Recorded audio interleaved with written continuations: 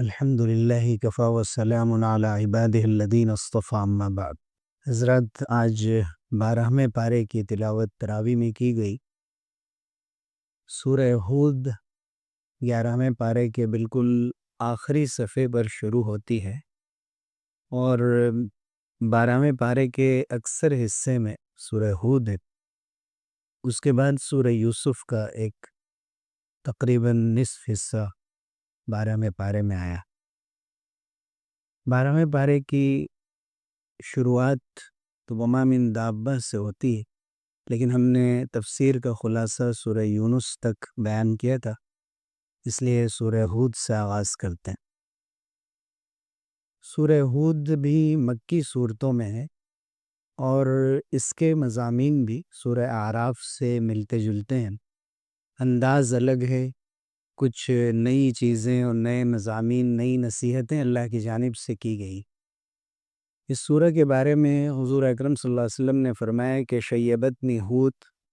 والواقع والمرسلات وعما یتساءلون واذا الشمس کورت، کہ مجھے ہود جیسی اور مرسلات اور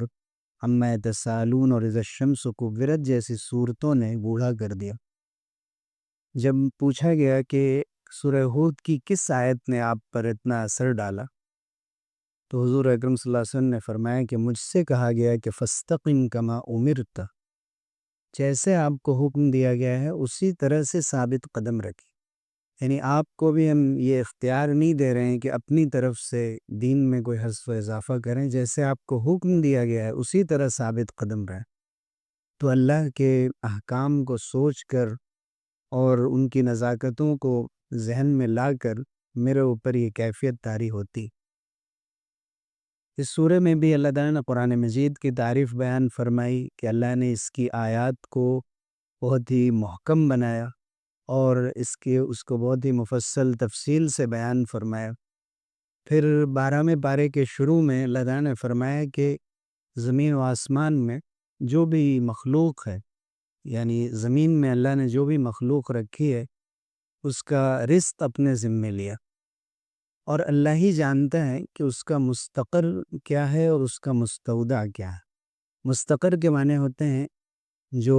ہمیشہ رہنے کی جگہ، یعنی جنت یا جہنم اس کا کیا ٹھکانہ ہوگا، اور مستودع کہتے ہیں ایسی جگہ کو جو عارضی قیام گاہ ہو۔ اب وہ عارضی قیام گاہ ماں کا پیٹ بھی ہو سکتا ہے، دنیا کی زندگی بھی ہو سکتی ہے، قبر کی جو زندگی ہے، برزخ کی زندگی، وہ بھی مراد ہو سکتی ہے۔ تو سورہ انعام میں بھی یہ دو لفظ آئے تھے، مستقر اور مستودع، اور یہاں بھی بیان فرمائے گئے۔ وہ اللہ تعالیٰ نے بیان فرمایا کہ ہر ایک کی تقدیر بھی کل فی کتاب مبین، لوح محفوظ میں لکھ دی گئی ہے۔ پھر انسانوں کے مختلف کردار ذکر کیے گئے کہ ایک مومن ہے وہ مصیبت میں صبر کرتا ہے، اس کے مقابلے میں جو کافر ہے وہ صبر کرنے کے بجائے مایوس ہو جاتا ہے۔ ایک مومن ہے وہ نعمت کی حالت میں شکر ادا کرتا ہے، اور جو کافر ہے وہ اس کے مقابلے میں شکر ادا کرنے کے بجائے فخر کرنے لگتا ہے، غرور اور تکبر میں مبتلا ہو جاتا ہے۔ پھر اللہ تعالیٰ نے اپنے نیک بندوں کی اس صفات بیان فرمائی ہیں آگے چل کر کہ ان الذین آمنوا وعملوا الصالحات واخبتوا الی ربہم، اخبات کا لفظ ذکر فرمایا کہ ایمان اور نیک اعمال کے ساتھ ساتھ اپنے رب کی طرف پورا جھکاؤ، اور ہمیشہ اللہ سے اپنا تعلق اور اپنا رابطہ استوار رکھنے کی کوشش، یہ وہ چیزیں ہیں جن کی وجہ سے انسان جنت والوں میں شمار کیا جاتا ہے۔ پھر حضرت نوح، حضرت ہود، حضرت صالح، حضرت ابراہیم، حضرت لوط، حضرت شعیب، حضرت موسیٰ اور ہارون علی نبینا وعلیہم الصلاۃ والسلام کے تذکرے کیے گئے ہیں۔ اور قرآن کا یہ انداز ہے کہ ہسٹری کی شکل میں ایک ایک نبی کے قصے نہیں بیان کیے جاتے، بلکہ واقعے کا ایک مختصر پہلو کسی سورہ میں ہوتا ہے، دوسرا پہلو کسی اور سورہ میں ہوتا ہے، جہاں پر جو نصیحت پیش کرنا مقصود ہوتا ہے اس کو ذکر کیا جاتا ہے۔ یہاں حضرت نوح علیہ السلام کی قوم پر جو اللہ کی جانب سے جو طوفان عظیم آیا تھا، اس طوفان کا تفصیل سے تذکرہ کیا گیا، اور خاص طور سے منظر کشی کی گئی کہ کس طرح سے حضرت نوح علیہ السلام نے اپنے بیٹے کنعان کو بلایا تھا کہ آؤ ہمارے ساتھ کشتی پہ سوار ہو جاؤ، لیکن اس نے کہا تھا کہ ہم پہاڑ پہ چلے جائیں گے اور بچ جائیں گے۔ اللہ کی جانب سے فرمایا گیا لا عاصم اليوم من امر اللہ الا من رحم، کہ آج اللہ کی جانب سے کوئی بچانے والا نہیں ہے، جس پر اللہ رحم کر دے وہی بچ جائے گا۔ اور ابھی بات ہو ہی رہی تھی حضرت نوح میں اور کنعان میں کہ موج بیچ میں حائل ہو گئی اور کنعان کو ڈبو دیا گیا۔ پھر اللہ نے یہ بیان فرمایا ہے کہ کیسے جب اللہ کی جانب سے یہ طوفان آیا، پھر اللہ نے فرمایا وقیل یا ارض ابلعی ماءک، کہا گیا کہ اے زمین اپنے پانی کو نگل جا، ویا سماء اقلعی، اور اے آسمان اب تھم جا، وغیض الماء وقضی الامر، پانی پھر گھٹ گیا اور قصہ تمام ہو گیا، واستوت علی الجودی، اور کشتی جو ہے جودی پہاڑ پر آ کر روکی، وقیل بعدا للقوم الظالمین، اور کہہ دیا گیا کہ تباہی ہو ظالموں کے لیے۔ حضرت نوح علیہ السلام نے جو اس کے لیے کشتی تیار کی تھی اللہ کے حکم سے، اور ان کے قوم نے مذاق اڑایا تھا، اس کا ذکر آیا۔ پھر حضرت نوح نے اللہ کی بارگاہ میں دعا کی تھی کہ اے میرے رب، میرا بیٹا میرے گھر والوں میں سے ہے، تو اللہ کی جانب سے فرمایا گیا کہ وہ تمہارے گھر والوں میں سے نہیں ہے، جب وہ تمہارے دین پر نہیں ہے، انہ لیس من اہلی، یہ تو اللہ کا دشمن ہے اور اس کے اعمال اچھے نہیں ہیں۔ کوئی اللہ تعالیٰ نے یہ دکھایا کہ عمل کی بنیاد پر اللہ کی جانب سے فیصلے ہوتے ہیں۔ حضرت ابراہیم کے والد کو کافر بنایا گیا، یعنی وہ کافر تھے۔ حضرت نوح کے بیٹے کو دیکھے، حضرت لوط اور حضرت نوح کی بیویاں، اور ایسے ہی مختلف لوگ آپ کو ملیں گے کہ اللہ کی جانب سے کسی کے بارے میں فیصلہ اس طرح سے نہیں کر دیا جاتا ہے کہ پورے کے پورے خاندان کو قبولیت عطا کر دی گئی، چاہے اس کا جیسا بھی عمل کی بنیاد اور ایمان و عقیدے کی بنیاد پر فیصلہ کیا جاتا ہے۔ ہمیں کتنے زیادہ اپنے ایمان و عقیدے اور تقوی کے بارے میں ڈرنے کی ضرورت ہے، اور اپنی آئندہ نسلوں کے ایمان کے تحفظ کے لیے فکر مند ہونے کی ضرورت ہے۔ پھر اللہ تعالیٰ نے قوم ہود اور قوم سمود کا ذکر فرمایا۔ یہاں درمیان میں اعراف کے برخلاف حضرت ابراہیم علیہ السلام کے اس چھوٹے سے واقعے کا ذکر آیا، جس میں اللہ نے فرشتوں کو بھیجا تھا خوشخبری دینے کے لیے کہ حضرت اسحاق علیہ السلام کی پیدائش ہوگی۔ حضرت ابراہیم علیہ السلام کی زوجہ حضرت سارہ نے تعجب سے کہا کہ اس ضعیفی کے عالم میں مجھے کیسے اولاد ہو سکتی؟ تو اللہ کی جانب سے فرمایا کہ اتعجبین من امر اللہ، کیا تمہیں اللہ کے فیصلے سے تعجب ہوتا ہے؟ رحمت اللہ وبرکاتہ علیکم انہ حمید مجید، اللہ کی رحمتیں اور اس کی برکتیں ہیں تمہارے اوپر۔ اللہ رب العزت قابل تعریف ہے اور وہی بزرگی والا ہے، جب وہ کوئی فیصلہ فرما دیتا ہے تو وہ ہو کر رہتا ہے۔ اللہ نے تم سے کہا ہے اور یہ ہوگا۔ پھر اللہ نے قوم لوط کی تباہی کا ذکر فرمایا، قوم شعیب کی جو خرابیاں تھیں مالی معاملات میں ان کا ذکر فرمایا، حضرت موسیٰ اور ہارون کا ذکر کرتے ہوئے پھر اللہ نے فرمایا کہ یہ وہ اقوام ہیں، یہ بستیوں کے لوگ ہیں کہ جن کے قصے ہم آپ کو پڑھ کر سنا رہے ہیں۔ منہا قائم و حسید، کچھ بستیاں آج بھی موجود ہیں اور کچھ کو اجاڑ دیا گیا، اکھیڑ پھینکا گیا، اب ان کا نام و نشان بھی موجود نہیں ہے۔ پھر اللہ تعالیٰ نے آخر میں فرمایا کہ وَلَا تَرْكَنُوا إِلَى الَّذِينَ ظَلَمُوا فَتَمَسَّكُمُ النَّارُ، کہ دیکھو یہ کردار ہیں مختلف لوگوں کے، وہ لوگ تھے جو انبیاء کے ساتھ گئے اور وہ لوگ تھے جو ان کے خلاف گئے۔ تو جو ظلم کرنے والے لوگ تھے، ہر زمانے میں ایسے لوگ رہیں گے، تم ان کی طرف مائل مت ہونا، ان کے ساتھ مت چلنا، ورنہ تم بھی جہنم کے عذاب سے نہیں بچ سکو گے۔ ہمیشہ حق اور انصاف کے لوگوں کے ساتھ رہنا۔ پھر یہ بھی اللہ تعالیٰ نے فرمایا کہ ہم کسی بستی کو اس وقت تک تباہ نہیں کرتے جب تک کہ اس کے اندر اصلاح کرنے والے موجود رہتے ہیں، یعنی صرف صالحین کافی نہیں ہے بلکہ مصلحین ضروری ہے۔ وہ لوگ جو برائیوں سے روکنے والے ہوں اور خیر کا حکم دینے والے ہوں، جب تک موجود رہیں تو اللہ کی جانب سے عذاب کو ٹالا جاتا ہے، اور اس قوم پر اور اس آبادی پر اللہ کی جانب سے رحمت کے فیصلے ہوتے رہتے ہیں۔ پھر یہ فرمائیں گے کہ وَلَا يَزَالُونَ مُخْتَلِفِينَ إِلَّا مَن رَحِمَ رَبُّكَ، مختلف چیزوں میں، ایمان اور کفر کے سلسلے میں،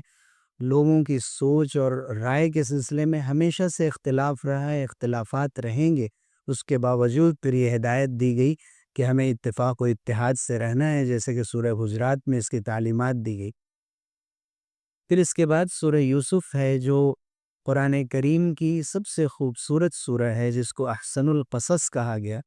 12ویں پارے کے تقریباً 1 ربع میں ہے، اور اس کے بعد بقیہ حصہ اس کا تقریباً نصف 13ویں پارے میں ہے۔ سورہ یوسف کو احسن القصص اس لیے بھی فرمایا گیا ہے کہ اس کے اندر اللہ تعالیٰ نے مختلف انداز سے اپنی قدرت کا اظہار فرمایا ہے۔ خصوصاً حضرت یوسف علیہ السلام پر یہودیوں کی جانب سے تہمت لگائی جاتی تھی، زلیخا کے سلسلے میں اور دوسری باتوں کے سلسلے میں، تو اللہ کی جانب سے حضرت یوسف علیہ السلام کے معصوم ہونے کی تفصیلات اس سورہ کے اندر ذکر کی گئی۔ پھر اسی طرح سے آپ دیکھیں گے کہ حضور اکرم صلی اللہ علیہ وسلم مکی زندگی میں جن مسائل سے اور جن حالات سے دوچار ہوئے، مکے کے لوگ طاقتور تھے، آپ کے ساتھ بہت تھوڑے سے لوگ تھے۔ جیسے حضرت یوسف علیہ السلام تنہا تھے اور ان کے بھائی طاقت میں اور اپنی جوانی میں ان سے بڑے ہوئے تھے، اسی طرح یہ دکھایا گیا کہ آخر میں اللہ تعالیٰ نے عروج عطا فرمایا ہے۔ جیسے حضرت یوسف علیہ السلام کو حکومت عطا فرمائی، حضور اکرم صلی اللہ علیہ وسلم کے ساتھ بھی مکے کے فتح ہونے کا واقعہ پیش آیا، حضور اکرم صلی اللہ علیہ وسلم نے مدینے میں حکومت قائم فرمائی۔ جیسے حضرت یوسف نے اپنے بھائیوں کو معاف کیا تھا، اسی طرح سے حضور اکرم صلی اللہ علیہ وسلم نے بھی مکے میں جو آپ کے مجرمین تھے اور آپ کے جانی دشمن تھے، ان کی معافی کا اعلان فرمایا، اور انہی لفظوں میں معافی کا اعلان فرمایا جن میں حضرت یوسف نے اعلان کیا تھا، لا تثریب علیکم اليوم، کہ آج تمہارے ساتھ کوئی پکڑ نہیں۔ حضور اکرم صلی اللہ علیہ وسلم سے پوچھا گیا کہ من اکرم الناس، لوگوں میں سب سے محترم اور معزز کون ہے؟ تو آپ نے فرمایا کہ اکرم الناس اتقاہم، کہ لوگوں میں سب سے معزز اور وہ شخص ہے جو متقی ہے، پرہیزگار ہے۔ تو لوگوں نے کہا کہ ہم آپ سے اس کے بارے میں نہیں پوچھ رہے ہیں، کسی خاص شخص کے بارے میں بتائیے۔ تو آپ صلی اللہ علیہ وسلم نے فرمایا فیوسف نبی اللہ، اگر اس اعتبار سے پوچھ رہے ہو تو سب سے محترم اور محبوب شخصیت کے مالک حضرت یوسف علیہ السلام۔ دوسری روایت میں آپ نے فرمایا کہ کریم ابن کریم ابن کریم ابن کریم، یوسف ابن یعقوب ابن اسحاق ابن ابراہیم، یعنی 4 سلسلے میں نبوت ہے۔ کریم، ان کے والد بھی کریم، ان کے والد بھی کریم، ان کے والد بھی کریم، یعنی ان کے والد بھی نبی اور معزز اور بہت ہی شریف انسان، ان کے والد حضرت یعقوب علیہ السلام، اسی طرح ان کے والد حضرت اسحاق علیہ السلام، ان کے والد حضرت ابراہیم علیہ السلام۔ یہ خوبیاں کم کسی نبی کو حاصل رہیں، وہ نبی بھی تھے، اللہ نے ان کو خواب کی تعبیر بھی سکھائی، ان کو اقتدار اور کرسی سے بھی نوازا، دین اور دنیا کی ساری دولت ان کو عطا فرمائی، اور ان کے ساتھ اخلاق کی بھی اعلیٰ بلندی پر رکھا، اور انہوں نے اپنی پاک دامنی اور اپنی عفت کی بھی پوری حفاظت کی جوانی کے عالم میں جب ان کی آزمائش ہوئی۔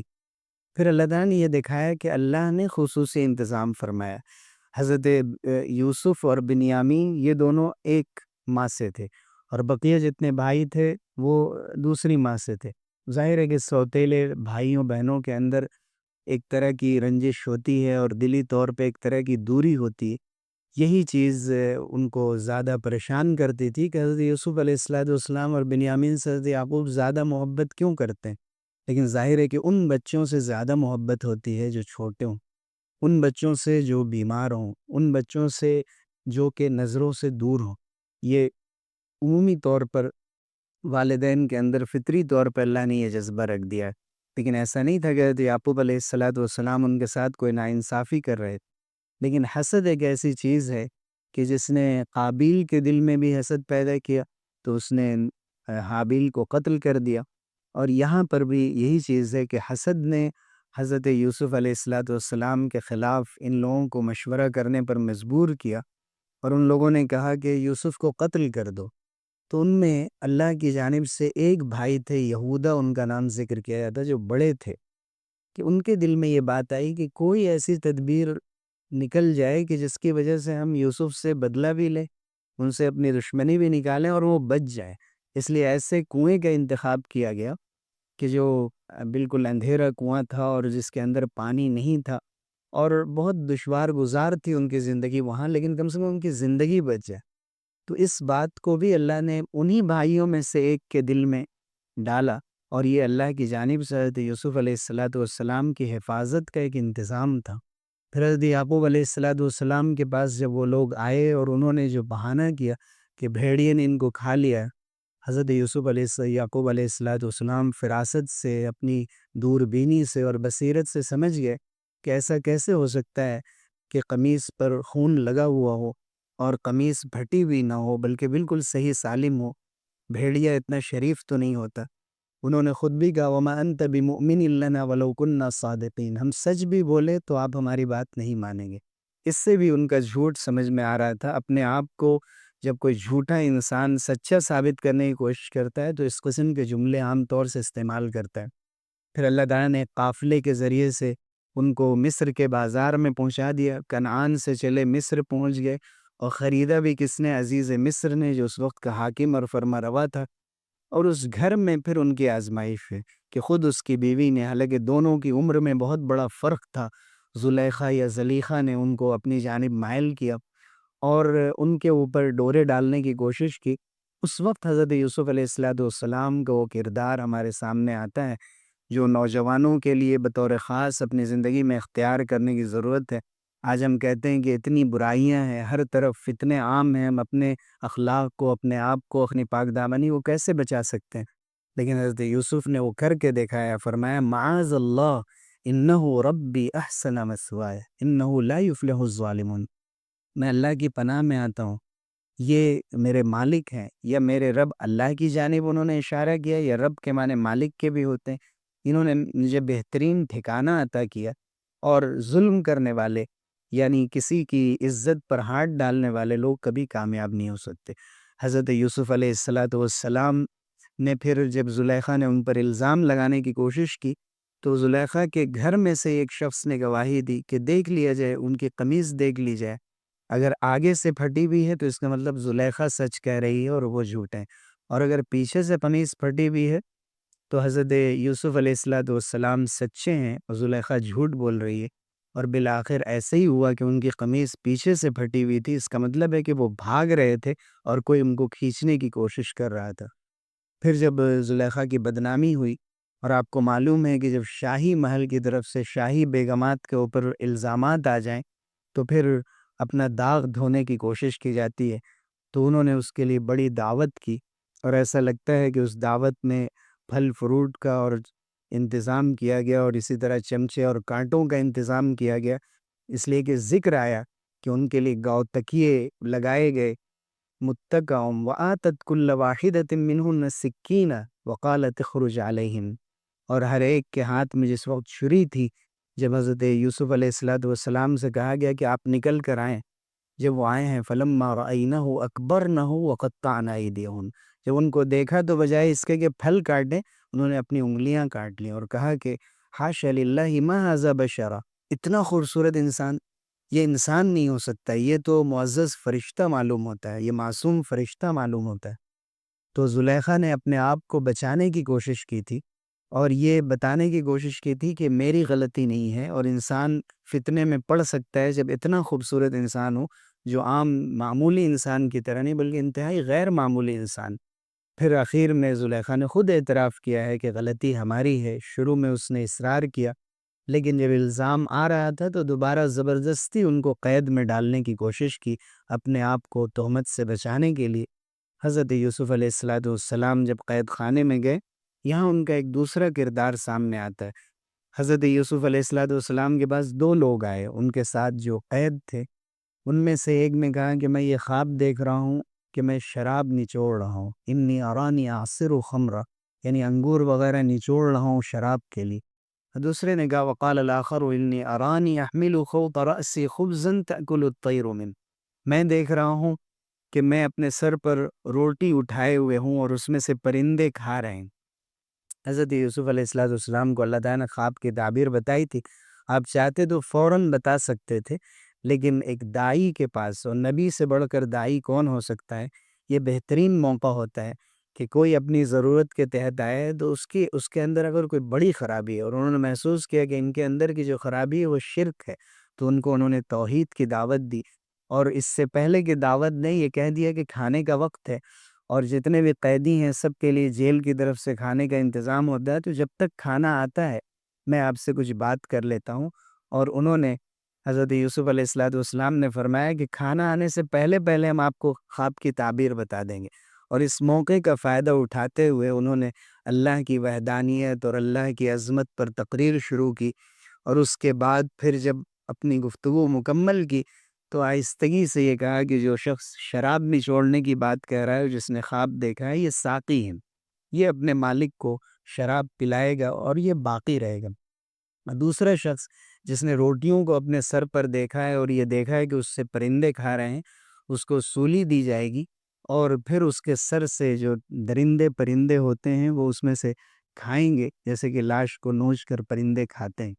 حضرت یوسف علیہ السلام نے 2 جملوں میں بتا دیا اور فرمایا قضی الامر الذی فیہ تستفتیان، تم لوگ جو سوال کرتے تھے وہ معاملہ فیصل ہوا، وہ مسئلہ ہم نے تمہیں بتا دیا۔ پھر ایک دوسرے خواب کا ذکر آیا